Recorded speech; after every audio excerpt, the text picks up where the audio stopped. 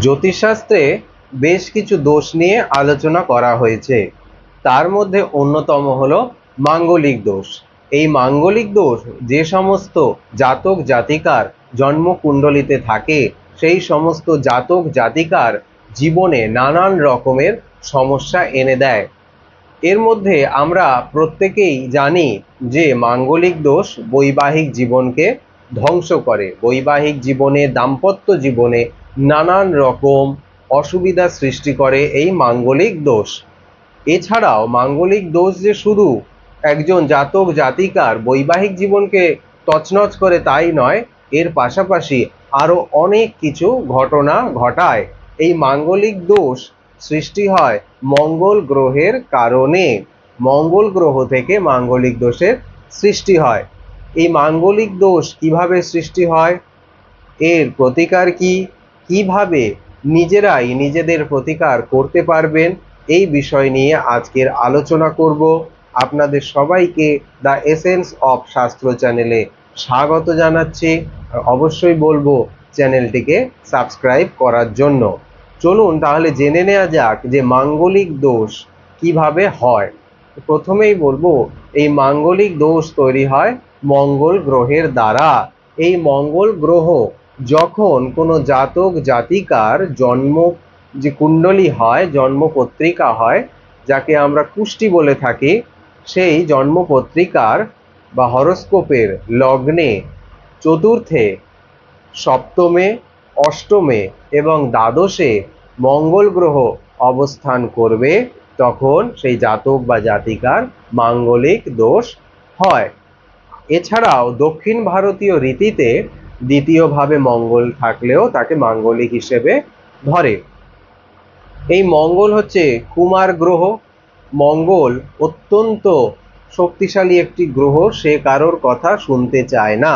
মঙ্গল গ্রহকে গ্রহদের মধ্যে সেনাপতি বলা হয়। সে কারোর কথা শুনতে চায় না, সে ভীষণ যুদ্ধ পছন্দ করে, যুদ্ধই তার কাজ। এই জন্য মঙ্গল গ্রহ থেকে পুলিশ, সেনা, রক্তপাত এইসব বিষয়গুলির বিচার করা হয়ে থাকে। আবার এই মঙ্গল যখন লগ্নে চতুর্থে, সপ্তমে, অষ্টমে এবং দ্বাদশে থাকে, তখন যে মাঙ্গলিক যোগ সৃষ্টি হয়, এই মাঙ্গলিক যোগের ফলে একজন জাতক বা জাতিকার জীবনে নানান রকম অসুবিধের সৃষ্টি হয়। তার বৈবাহিক জীবন ধ্বংস হয়ে যায়, অনেকের কেরিয়ারে প্রবলেম হয়, অনেকের পারিবারিক সুখ স্বাচ্ছন্দ্যে একটা অশান্তির সৃষ্টি হয়, এমনকি মামলা মোকদ্দমা, ডিভোর্সের মামলা, এই সমস্ত ঘটনা এই মাঙ্গলিক দোষের জন্য হয়ে থাকে। এই মঙ্গল গ্রহ যখন দেখবেন যে কারোর জন্ম ছকে রাহুর সাথে অবস্থান করছে বা শনি গ্রহের সাথে অবস্থান করছে, তখন জানবেন সেই মাঙ্গলিক দোষ অত্যন্ত ভয়ঙ্কর আকার নিয়েছে। যখনই মঙ্গল রাহুর সাথে অবস্থান করবে বা শনির সাথে অবস্থান করবে এবং তা যখন লগ্নে থাকবে, অর্থাৎ লগ্নে মঙ্গল রাহু বা শনির সাথে আছে, অথবা রাহু বা শনির নক্ষত্রে আছে এবং সেই রাহু বা শনি গিয়ে অষ্টম ভাবে বা দ্বাদশ ভাবে অবস্থান করছে, জানবেন তার যে শুধু বৈবাহিক জীবনকে ধ্বংস করেছে তাই নয়, অনেক সময় বিবাহ হতেও দেয় না। অনেক সময় বিবাহ হতেও দেয় না। বিবাহ হলেও সেখান থেকে চরম অশান্তির সৃষ্টি হয়। আর কি হয় না, যখন মঙ্গল গ্রহ লগ্নে অবস্থান করবে রাহু বা শনির সঙ্গে, তখন জাতক জাতিকার কোনো অ্যাক্সিডেন্ট, দুর্ঘটনা, মাথায় চোট পাওয়া, রক্তপাত, এই ধরনের ঘটনাগুলি অবশ্যই ঘটে থাকে। আবার এই মঙ্গল যখন লগ্নে চতুর্থে অবস্থান করবে রাহু বা শনির সঙ্গে, তখন জানবেন যে তার পারিবারিক সুখ স্বাচ্ছন্দ্য নষ্ট হয়ে গেল। এর পাশাপাশি জমি সংক্রান্ত, গাড়ি সংক্রান্ত বিভিন্ন বিষয় নিয়ে এক অশান্তির সৃষ্টি হয়, সেখান থেকে মামলা মোকদ্দমা পর্যন্ত গড়াতে থাকে। বন্ধু বান্ধবদের সঙ্গে অশান্তির সৃষ্টি হয়, তার যে পারিবারিক জীবন, পারিবারিক যে সুখ, সেটা একেবারে ধ্বংস হয়ে যায়। এই মঙ্গল যখন রাহু বা শনিকে সঙ্গে নিয়ে সপ্তমে অবস্থান করবে, তার বিবাহিত জীবন একেবারে ধ্বংস হয়ে গেল। এই রাহু মঙ্গল যখন অষ্টমে দ্বাদশে অবস্থান করবে, তখন জানবেন তার সেই জাতক বা জাতিকার কোনো বড় ধরনের অ্যাক্সিডেন্ট, কোনো বড় ধরনের অপারেশন, রক্তপাত এবং বিবাহিত জীবনে ডিভোর্সের মামলা, এই সমস্ত ঘটনাগুলি অবশ্যই ঘটে থাকে। আবার আরেকটা জিনিস মনে রাখবেন যে মঙ্গল লগ্নে চতুর্থে সপ্তমে অষ্টমে এবং দ্বাদশে থাকলেই যে মাঙ্গলিক হয় তা কিন্তু নয়। এই মঙ্গল যখন বৃহস্পতির সঙ্গে থাকবে, স্বক্ষেত্রে থাকবে, শুভ অবস্থায় থাকবে, তখন কিন্তু মাঙ্গলিক দোষ অনেকাংশে খণ্ডিত হয়ে যায়। এবার একটা কথা বলি, যারা জানেন যে যাদের জন্মছকে মাঙ্গলিক দোষ আছে, সেই সমস্ত জাতক জাতিকারা যখন বিবাহ করবেন অবশ্যই চেষ্টা করবেন কোনো মাঙ্গলিক পাত্র বা পাত্রীর সঙ্গে বিবাহ করতে, অথবা মাঙ্গলিক দোষ অবশ্যই খণ্ডন করে নেবেন। একটা রীতি আপনারা সবাই প্রায় প্রত্যেকেই জানেন যে যখন কোনো পাত্রের মাঙ্গলিক থাকে তখন সেই পাত্রকে কলা গাছের সাথে বিবাহ দেয়া হয়, এবং যখন কোনো পাত্রীর মাঙ্গলিক দোষ থাকে তখন সেই পাত্রীকে শিবের সঙ্গে বিবাহ দেয়া হয়। এইভাবে মাঙ্গলিক দোষকে খণ্ডন করা হয়। আজকে আমি এর বাইরেও এমন কিছু প্রতিকার বলবো যে প্রতিকারগুলি আপনারা অবশ্যই নিজেরা করে নিতে পারবেন। এই মাঙ্গলিক দোষ থেকে মুক্তি পাওয়ার জন্য, এই মাঙ্গলিক দোষ থেকে রক্ষা পাওয়ার জন্য সবার আগে আমি বলবো যে আপনাদের যে ব্যবহারিক জীবন, সেই ব্যবহারিক জীবনে কিছু পরিবর্তন আনতে হবে। যাদের মাঙ্গলিক দোষ আছে তাদের ব্যবহারিক জীবনে কিছু পরিবর্তন আনা দরকার। যেমন প্রথমেই বলবো যে আপনাদের যে আচার আচরণ আছে তার পরিবর্তন করতে হবে, নিজের আচরণকে ঠিক করতে হবে। মঙ্গল হলো হঠকারী সিদ্ধান্ত নেওয়ার একটি গ্রহ। সে ভীষণ হঠকারী সিদ্ধান্ত নিয়ে বসে এবং তার আচার আচরণ অত্যন্ত ক্রূর। সে হঠাৎ হঠাৎ রেগে যায়। এই বিষয়গুলি আপনাকে খেয়াল রাখতে হবে, অর্থাৎ আপনার আচরণে পরিবর্তন আনতে হবে। মিথ্যা কথা বলা চলবে না, কখনোই কারোর হয়ে মিথ্যা সাক্ষী দেবেন না, খারাপ ভাষা ব্যবহার করবেন না, অর্থাৎ কারোর সাথে কথা বলছেন বা কারোর সাথে কথা বলতে বলতে হঠাৎ করে রেগে গিয়ে খারাপ ভাষা ব্যবহার করলেন বা গালাগালি শুরু করে দিলেন, এই বিষয়টা থেকে বিরত থাকবেন। অর্থাৎ খারাপ ভাষা বলা, গালাগালি দিয়ে কথা বলা, এগুলো কখনোই বলবেন না। যাদের মাঙ্গলিক দোষ আছে তাদেরকে বলবো কখনোই মদ খাবেন না, অর্থাৎ যাদের অ্যালকোহলের নেশা আছে সেখান থেকে বিরত থাকুন। মাছ মাংস যদি না খেতে পারেন তাহলে অত্যন্ত ভালো হয়, যদি না পারেন তাহলে অন্তত মঙ্গলবার দিন মাছ মাংস আহার করবেন না। কারোর থেকে ফ্রিতে কিছু নেবেন না, অর্থাৎ কোথাও ফ্রিতে কিছু দেয়া হচ্ছে সেখান থেকে গিয়ে ফ্রিতে কিছু নেবেন না। যাদের মাঙ্গলিক দোষ আছে তাদের ফ্রিতে কিছু নেওয়া উচিত নয়। যে সমস্ত বাড়ির মুখ দক্ষিণ দিকে, অর্থাৎ দক্ষিণ দিকে মুখালা ঘর বা দক্ষিণমুখ বাড়ি, এই সমস্ত বাড়িতে মাঙ্গলিক দোষ ব্যক্তিদের না থাকাই ভালো। যদি উপায় না থাকে, অর্থাৎ আপনি যে বাড়িটাতে আছেন সেটা অলরেডি দক্ষিণ দিকে মুখ, সেখান থেকে আপনি বেরোতে পারছেন না বা আপনার বেরিয়ে আসার কোনো উপায় নেই, সেক্ষেত্রে আপনারা সেই যে বাড়ির যে দক্ষিণ দিকে মুখ তালা দরজাগুলো হয় সেই দরজার মাথায় মা দুর্গার ছবি অথবা হনুমানজির ছবি টানিয়ে দিন, এতে করে অনেক অশুভ ফল আটকাতে পারবেন। প্রতিদিন সকালে উঠে মধু পান করুন, অর্থাৎ মধু একটু জিভে খান, মধু খেয়ে নিলে এতে মাঙ্গলিক দোষ অনেকাংশে কেটে যায়। মিষ্টি বানিয়ে অন্যকে খাওয়ান। আপনার যেদিন জন্মদিন বা আপনার যে জন্মদিন পালন করেন সেই জন্মদিনের দিন অবশ্যই মিষ্টি নিয়ে কোনো মন্দিরে দিয়ে আসবেন, সেই মন্দিরে যে সমস্ত ভক্তরা আসে তাদেরকে মিষ্টি খাওয়াবেন। আত্মীয় স্বজনদের বাড়িতে যখনই যাবেন তখন অবশ্যই সঙ্গে করে মিষ্টি নিয়ে যাবেন। বোন এবং মেয়েদের মিষ্টি খাওয়াবেন এবং তাদেরকে উপহার দেবেন। আরেকটা বিষয় বলি, যে সমস্ত মাঙ্গলিক জাতক জাতিকা আছেন এবং বিবাহ হয়ে গিয়েছে, বিশেষ করে জাতকদের ক্ষেত্রে বলছি, তারা অবশ্যই নিজের স্ত্রীর সেবা করবেন। তার কিসে সুবিধে কোনটার অসুবিধে সেদিকে অবশ্যই খেয়াল রাখবেন। বিধবা মহিলাদের যথাসম্ভব সম্মান করবেন এবং তাদের সেবা যত্ন করবেন। বাড়িতে জং ধরে গেছে এই রকম কোনো লোহার জিনিস বা লোহার অস্ত্র বাড়িতে রাখবেন না।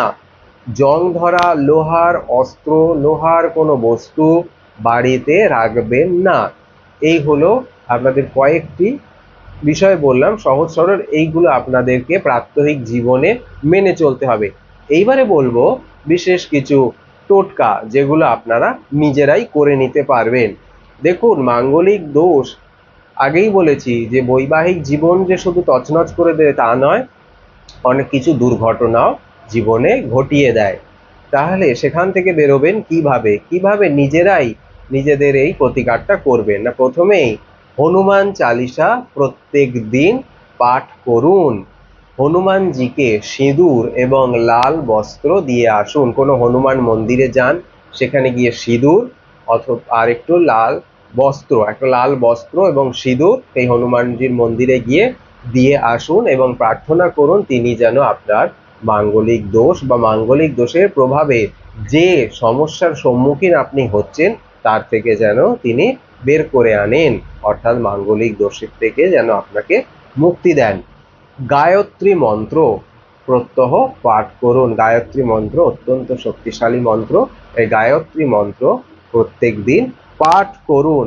মা দুর্গার উপাসনা করুন। প্রত্যেক মঙ্গলবার শনিবার করে মা দুর্গার উপাসনা করুন।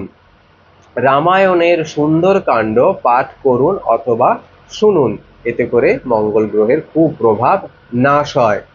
লাল রঙের রুমাল অবশ্যই সঙ্গে রাখুন। মাঙ্গলিক দোষের যে প্রভাব তার থেকে অনেকটা মুক্তি পাবেন।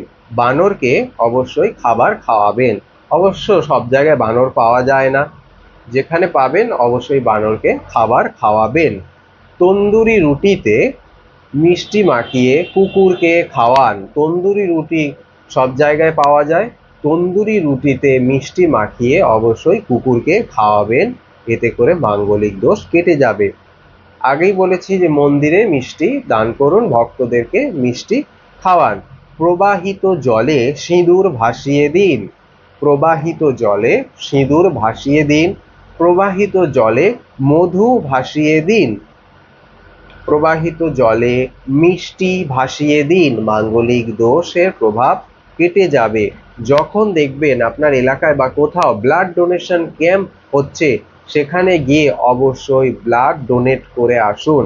কারণ মাঙ্গলিক দোষ যাদের থাকে বা রাহু মঙ্গল যোগ যাদের থাকে বা শনি মঙ্গল যোগ যাদের থাকে এবং সেটা যখন অষ্টমকে কানেক্ট করে, দ্বাদশকে কানেক্ট করে, তখন জানবেন বা লগ্নকে কানেক্ট করে, তখন জানবেন যে অবশ্যই আপনার জীবনে কখনো না কখনো রক্তপাত ঘটবে। এই অ্যাক্সিডেন্ট রক্তপাতের হাত থেকে বাঁচার জন্য অবশ্যই ব্লাড ডোনেশন ক্যাম্পে গিয়ে রক্ত দান করুন। এতে অন্যেরও উপকার হবে, আপনারও উপকার হবে।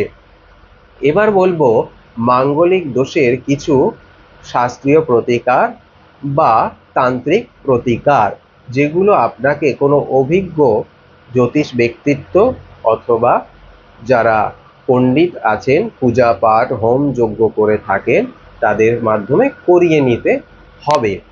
প্রথমেই বলবো যাদের মাঙ্গলিক দোষ আছে তারা অভিজ্ঞ জ্যোতিষ ব্যক্তিত্বের কাছে গিয়ে জন্মপত্রিকা বিচার করে অবশ্যই সেই রত্ন ধারণ করুন। মাঙ্গলিক দোষ যদি আপনার জ্যোতিষ ব্যক্তিত্বই আপনাকে বলে দেবে কোন রত্ন ধারণ করতে হবে। সাধারণত কলা ধারণ করতে হয়, কিন্তু সেটা জন্মপত্রিকা বিচার করার পর। এবারে বলি, বৈশাখ মাস, কার্তিক মাস বা মাঘ মাসের শুক্লপক্ষের মঙ্গলবার দিন মঙ্গল গ্রহের পূজা পাঠ হোম যজ্ঞের মাধ্যমে মঙ্গল যন্ত্রম বাড়িতে প্রতিষ্ঠা করুন। আর কি করবেন? এই মঙ্গল গ্রহের যে যন্ত্রম আপনি বাড়িতে প্রতিষ্ঠা করলেন, সেই যন্ত্রমের সামনে প্রত্যেক দিন ধূপ দীপ জ্বালিয়ে বসে 108 বার ওম হুং শ্রীং মঙ্গলায় নমঃ এই মন্ত্রটি পাঠ করুন। মঙ্গল গ্রহের কুপ্রভাব বা মাঙ্গলিক দোষের কুপ্রভাব কেটে যাবে। তন্ত্রোক্ত বিধানে মা বগলামুখীর পূজা পাঠ হোম যজ্ঞ করে মা বগলামুখীর কবচ ধারণ করুন। মা বগলামুখী হচ্ছে মঙ্গল গ্রহের আরাধ্য দেবী। মা বগলামুখীর পূজা পাঠের মাধ্যমে মঙ্গল গ্রহের দোষ বা মাঙ্গলিক দোষ খণ্ডন করা যায় এবং তার পাশাপাশি যে সমস্ত বিপদ বাধা বিপদ শত্রুর অত্যাচার এর থেকেও মুক্তি পাওয়া যায়। যে কোনো মঙ্গলবার দিন গৃহে পঞ্চমুখী হনুমানজির যন্ত্র প্রতিষ্ঠা করুন এবং প্রত্যেক দিন তার পূজা পাঠ করুন, মাঙ্গলিক দোষ কেটে যাবে। মঙ্গলবার দিন মুসুর ডাল, গুড়, তামা, রক্তচন্দন, রক্তকরবী ফুল নিয়ে কোনো মন্দিরে দান করুন। পারলে হনুমানজির মন্দিরে দান করুন, দুর্গা মন্দিরে দান করুন, শিব মন্দিরে দান করুন, কালী মন্দিরে দান করুন। যে কোনো একটি মন্দিরে গিয়ে অবশ্যই দান করতে পারেন। যদি কাছাকাছি মা বগলামুখীর মন্দির থাকে তাহলে সেখানে গিয়েও দান করতে পারেন। নবগ্রহ মন্দির যদি থাকে সেখানে গিয়ে সেই নবগ্রহ মন্দিরে গিয়ে দান করুন, ভালো ফল পাবেন। যাদের মাঙ্গলিক দোষের কারণে অত্যন্ত শত্রু সৃষ্টি হয়েছে, এই যে আমি বললাম যে চতুর্থ ভাবে যদি মঙ্গল থাকে সেখানে যদি রাহু বা শনি অবস্থান করে বা রাহুর নক্ষত্রে মঙ্গল আছে অথবা শনির নক্ষত্রে মঙ্গল আছে, সেই রাহু বা শনি অষ্টম বা দ্বাদশকে কানেক্ট করে, তাহলে সেই মাঙ্গলিক তার যে বৈবাহিক জীবনকে ধ্বংস করে দিল তা নয়, তার পাশাপাশি তার সম্পত্তি সংক্রান্ত এক বিরাট সমস্যার সৃষ্টি হয়, মামলা মোকদ্দমার সৃষ্টি হয়। সেখান থেকে বাঁচবেন কি করে? অত্যন্ত শত্রু বৃদ্ধি ঘটে, সেই শত্রুর হাত থেকে বাঁচবেন কিভাবে? কি করতে হয় না, বগলামুখী প্রত্যঙ্গিরা কবচ পাঠের মাধ্যমে সেই শত্রু নাশ হয়, মাঙ্গলিক দোষও খণ্ডন হয়।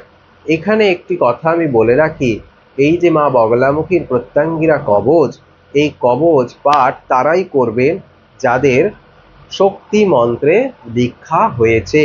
শক্তি মন্ত্রে দীক্ষা যারা পেয়েছেন, দীক্ষা যারা নিয়েছেন, তারাই মা বগলামুখী প্রত্যঙ্গিরা কবচ পাঠ করবেন। এটি দশ মহাবিদ্যার অন্যতম বিদ্যা হলেন মা বগলামুখী, তাই শক্তি মন্ত্রে দীক্ষা না হলে এই মন্ত্র পাঠ করবেন না। তো যদি শুধু মা বগলামুখীর মন্ত্র পাঠ হতো তাহলে অবশ্যই আপনারা করতে পারতেন, সে যে মন্ত্রেই আপনারা দীক্ষা নেন না কেন। কিন্তু এখানে মা বগলামুখীর সঙ্গে মা প্রত্যঙ্গিরা জড়িয়ে গেছে, মা প্রত্যঙ্গিরা বগলামুখী প্রত্যঙ্গিরা যে কবচ সেটা পাঠ করতে গেলে অবশ্যই শক্তি মন্ত্রে দীক্ষা নিতে হবে। এই মন্ত্র পাঠের সময় মনে কোনো রকম সন্দেহ রাখবেন না যে এই মন্ত্র আমি পাঠ করছি আমার মাঙ্গলিক দোষ কাটবে তো, বা আমি বলেছি মানে এই যে আপনারা খেলার ছলে এটাকে নিয়ে পাঠ করবেন, এটা কখনোই করবেন না, উল্টে ক্ষতি হয়ে যাবে। তাই কোনো অভিজ্ঞ পণ্ডিত ব্যক্তির সঙ্গে আলোচনা করে তারপর মা বগলামুখী প্রত্যঙ্গিরা কবচ পাঠ করবেন। এর পাশাপাশি বলবো নৃসিংহ কবচ ধারণের মাধ্যমেও মাঙ্গলিক দোষ খণ্ডিত হয়। বাধা বিপত্তি অ্যাক্সিডেন্ট অশান্তি মামলা মোকদ্দমাকে আটকানো যায় নৃসিংহ কবচ ধারণের মাধ্যমে। মঙ্গল স্তোত্রম রোজ পাঠ করুন, মঙ্গল স্তোত্রম রোজ পাঠ করুন। 43টি মঙ্গলবার হবিষ্যান্ন গ্রহণ করুন, 43টি মঙ্গলবার হবিষ্যান্ন গ্রহণ করুন। ওম হুং শ্রীং মঙ্গলায় নমঃ এই মন্ত্র জপ করুন, মাঙ্গলিক দোষ কেটে যাবে। আর কি করবেন না, যাদের এই মাঙ্গলিক দোষ আছে তারা কি করবেন, একটি বট পাতা সংগ্রহ করবেন, বট গাছের কাছে যাবেন, গিয়ে তার কাছে প্রার্থনা করে একটি পাতা নিয়ে আসবেন যে আপনি মাঙ্গলিক দোষ খণ্ডনের উদ্দেশ্যে একটি পাতা বট গাছের কাছ থেকে একটি পাতা চেয়ে নিয়ে আসবেন। আনার পর সেই বট গাছের পাতায় তেল সিঁদুর দিয়ে লিখবেন ওম হুং শ্রীং মঙ্গলায় নমঃ। লিখে সেই পাতার মধ্যে 7টি গোলমরিচ, কিছু একটু সিঁদুর, 7টি গোলমরিচ আর 7টি লবঙ্গ এইগুলি দিয়ে সন্ধেবেলায় সেই বটগাছের গোড়ায় চলে যাবেন, গিয়ে সেইখানে বটগাছের গোড়ায় ওই জিনিস পাতার মধ্যে যে সমস্ত গোলমরিচ লবঙ্গ সিঁদুর দিয়েছেন সেটা নিয়ে বটগাছের গোড়ায় রাখবেন। রেখে প্রার্থনা করবেন যেন আপনার মাঙ্গলিক দোষ খণ্ডিত হয়। প্রার্থনা করার পর সেখান থেকে চলে আসুন, আর পিছন ফিরে তাকাবেন না। এইভাবে আপনারা নিজেরাই মাঙ্গলিক দোষ খণ্ডন করতে পারেন। এখানে একটি কথা বলবো, বিবাহের পূর্বে অবশ্যই নিজেদের জন্ম পত্রিকা বিচার করে নেবেন এবং জোটক বিচার করে তারপর বিবাহ করবেন।